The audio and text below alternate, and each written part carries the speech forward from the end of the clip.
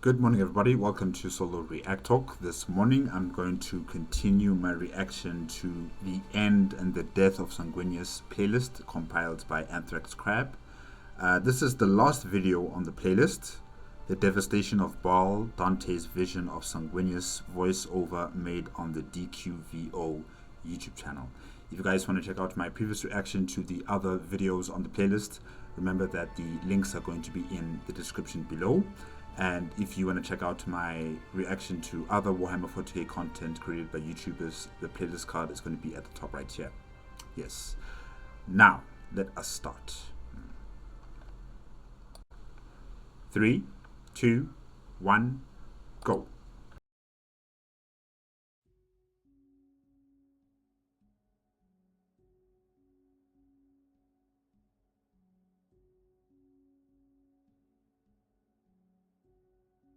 "You came," he said.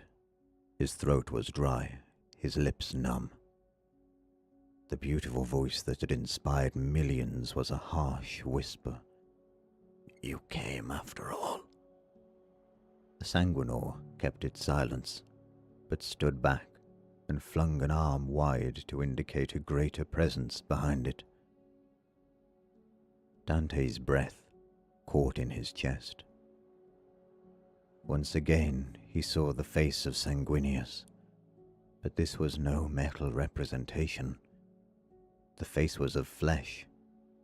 The wings that spread either side of his body were white feathers, not cold sculpture. His body was as real as his sorrow. He shone like a desert sun in the full glory of noon. I'm just interested into knowing what's so special about Dante. Why is it that he has this kind of relationship with this entity that calls itself Sanguinius? I'm not sure if it really is him. It could be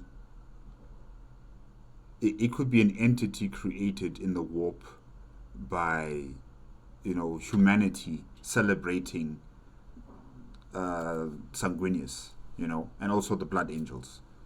All of that thought and belief around Sanguinius has transferred into, or should I say, has reflected in the warp, and thus this Sanguinor has come into existence.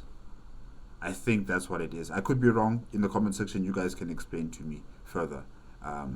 But yeah, I'm just wondering, why does it have such an interest in Dante?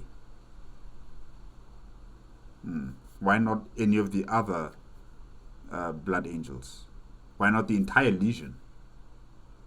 Or chapter, I should say. The bringer of light, dangerous in its incandescent power. "My son," Sanguinius said. "My greatest son." The Primarch reached out to him. Your greatest son? Interesting. Dante was on his back, but at the same time it was as if he floated in an immense void, and Sanguinius hovered in front of him. And yet, when the Primarch cried, his tears fell forward onto Dante's face. All reality's order was disturbed, but this felt like no dream or vision.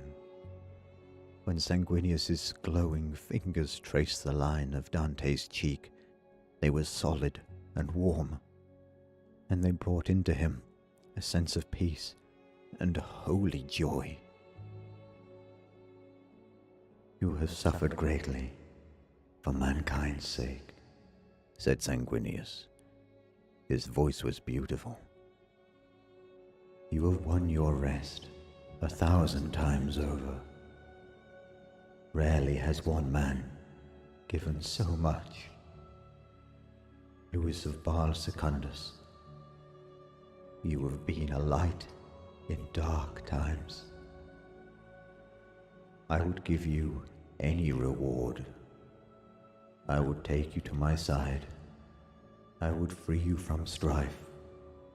I would release you from pain. Yes, said Dante. Please, I have served so long. Grant me the freedom of death. Sanguinius gave Dante a look of profound sorrow. I cannot. I regret that I can do none of those things. I need you, Dante. Then maybe you should not have said those things, Sanguinius. Maybe you should not have said that I could free you from your pain. I could bring you by my side. I could do this. I could do... Don't say that. Why are you saying that? Why are you giving him that hope? Just tell him up front, I like what you're doing. Keep up the good job. Stay where you are. And we'll meet each other another time. Don't give him false hope like that. The poor man, he wants to rest. He wants to sleep, that eternal sleep. But you are saying, no, I want to keep you here. Damn. Suffering is not done. Sanguinius gripped Dante's face in both hands. Why must he suffer? What is he suffering for? What is he suffering to achieve, exactly? Why did you use that word, suffer? Strength flowed from the Primarch, driving out death's comfort and replacing it with pain. The scene rippled. He heard the shouts of Space Marines, felt the ghostly touch of living hands upon his armor. Sanguinius faded. Please, no, Dante cried out. My lord, I have done enough. Please, let me rest. The light was dying. Sanguinius's smile carried with it the sorrows of 10,000 years. Darkness was returning. The great... I guess like his father, he doesn't want to really explain himself. he doesn't want to explain why is he keeping Dante alive. Why is he suffering? Why must he continue to suffer? He doesn't want to tell him any of that. Just like his dad, they don't tell you anything. They just expect you to understand. Yeah. Angel disappeared into it, but his glorious voice lingered a moment. I am sorry, my son, that you cannot rest. Not yet. Live, my son. Live. Dante returned to life screaming for the mercy of death. Hands were all over Dante, holding him down. Sharp pains intruded via his neural shunts. No! No! No! No more! Take me with you! I beg you! Dante shouted. He lashed out with his fists. Metal hit metal.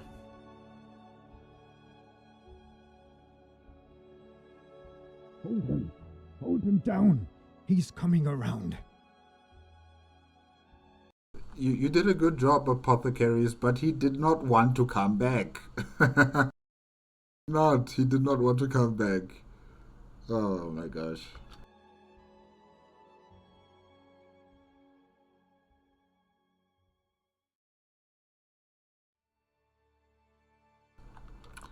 Alright, that is the final video on the playlist, The Devastation of Baal, Dante's Vision of Sanguinius, voiceover made on the DQVO YouTube channel.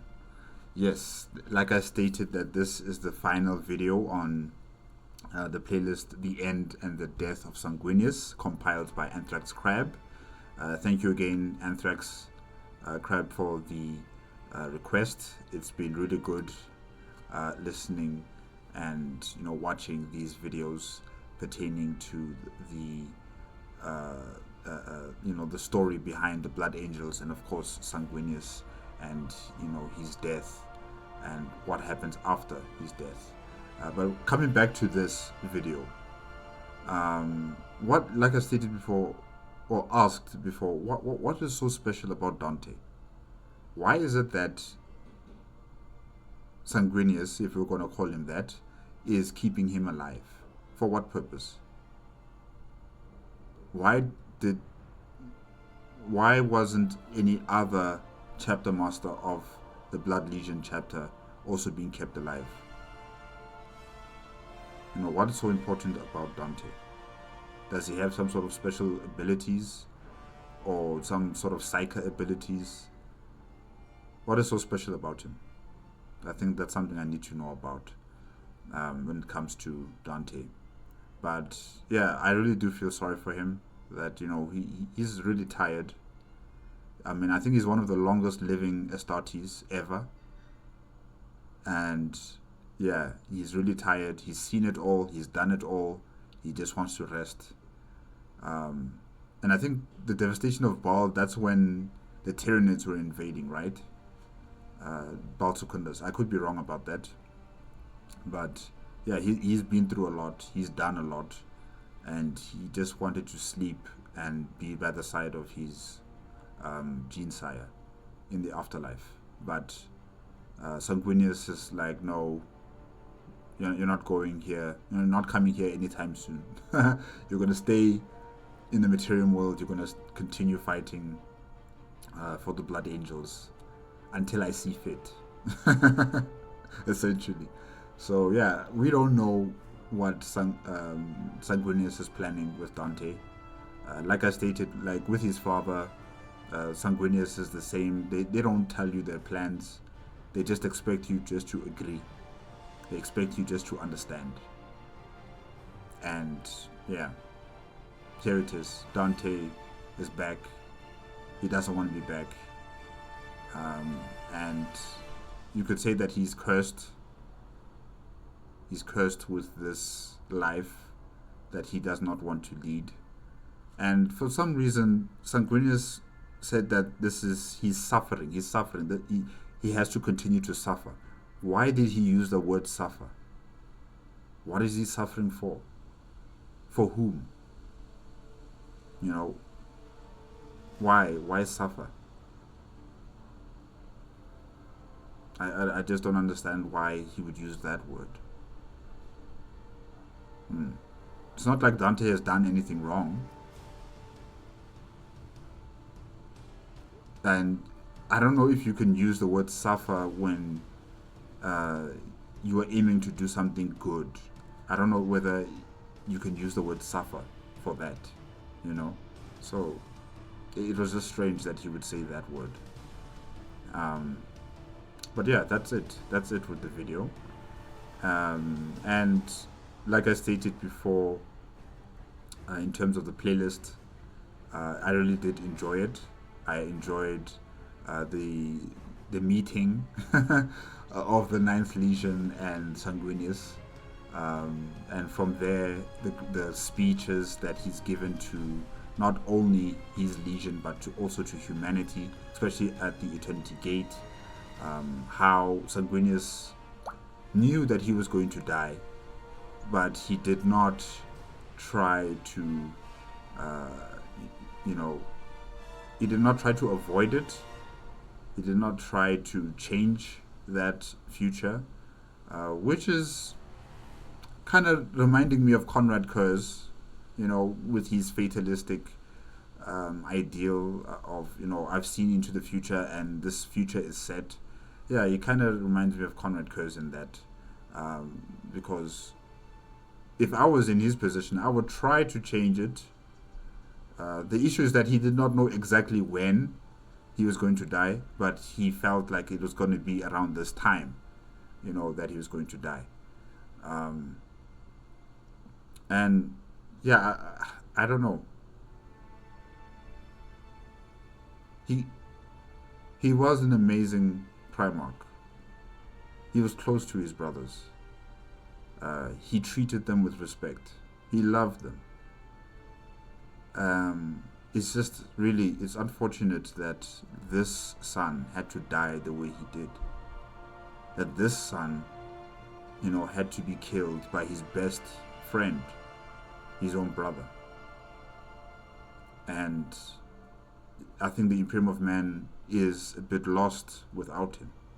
Yes, we have Rubute Gilliman in the far future, the 10,000 after 10,000 years, we have Rubute Gilliman back, but he's not Sanguinius really. Yes, Rubute Gilliman respects humanity. He also loves humanity, and he wants the Imperium of Man to continue. But he thinks in a very analytical standpoint. He doesn't really have that sort of human connection like Sanguinius. And yes, Lionel Johnson is also back, but I don't really see him emulating anything that Sanguinius has done before. These two Primarchs are good. They are what we need.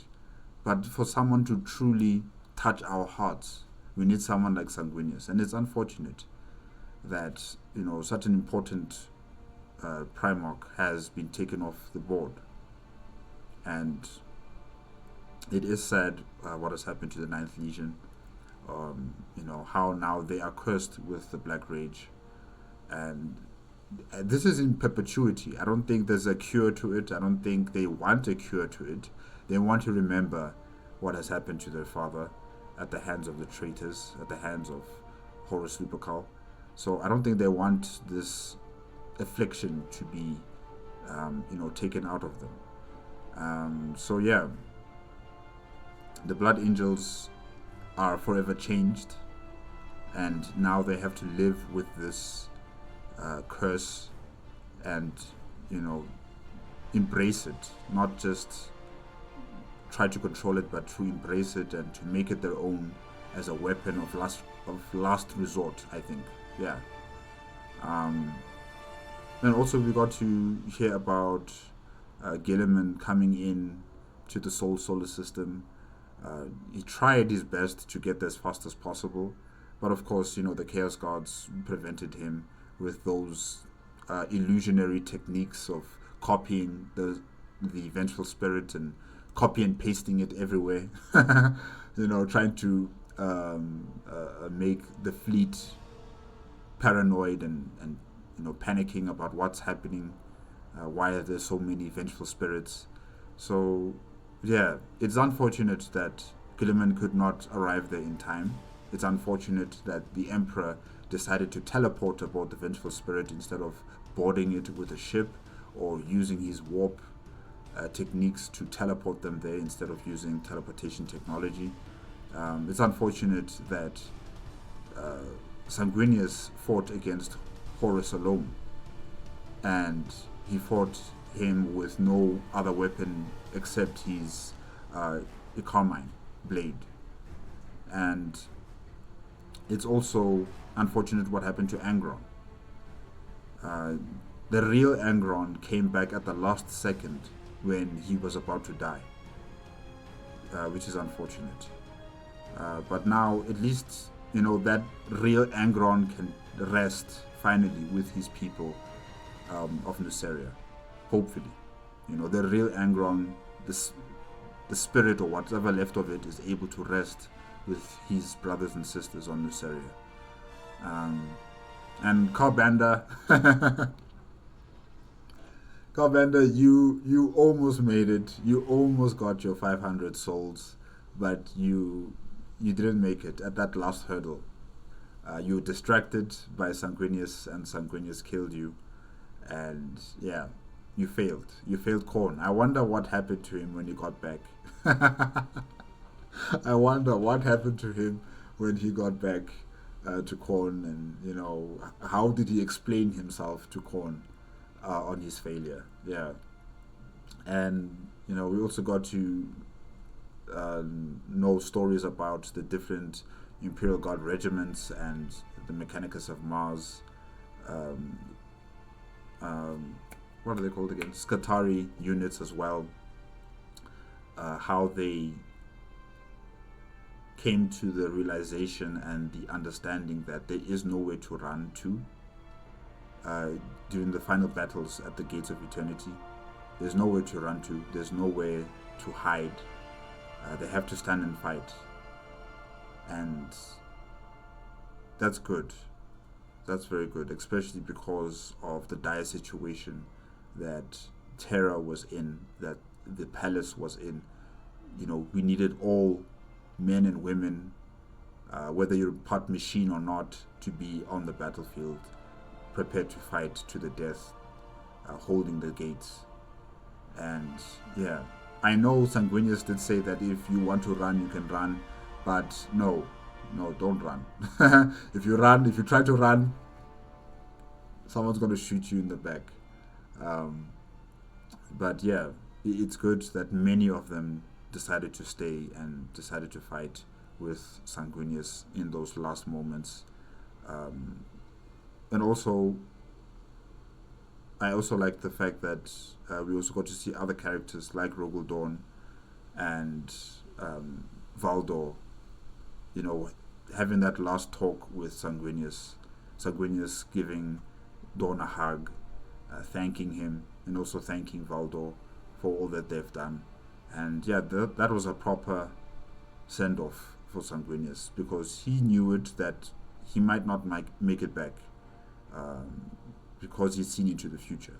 He doesn't know how or who was going to kill him or how is he going to die, but he knew that this is the point where I'm probably going to die, and he wanted to make sure that his brother knows that he respects him, he loves him, he thanks him for all that he has done.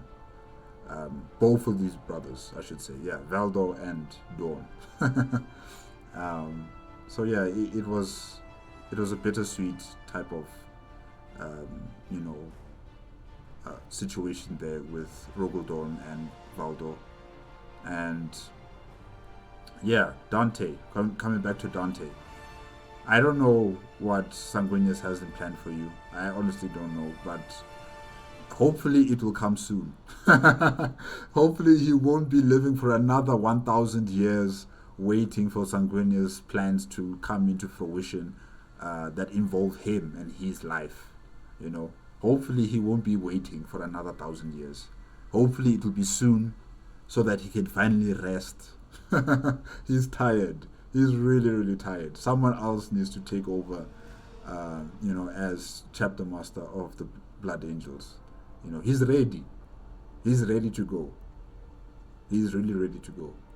So yeah, we'll have to just wait and see what happens to this character and what destiny or fate has in store for him. Yeah. Horus Lupercal, good riddance. Good riddance. You killed your brother very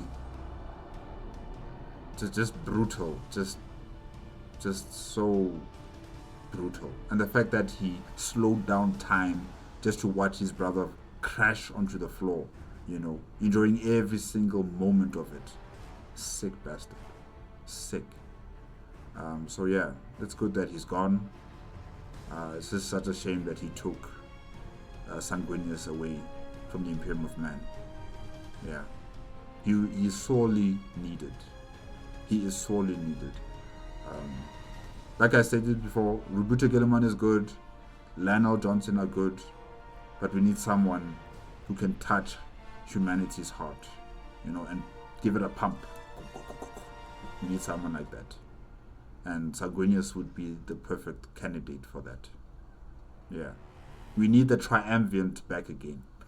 We need them back again, We need Sanguinius, and then Roberto Gilliman and Lionel Johnson.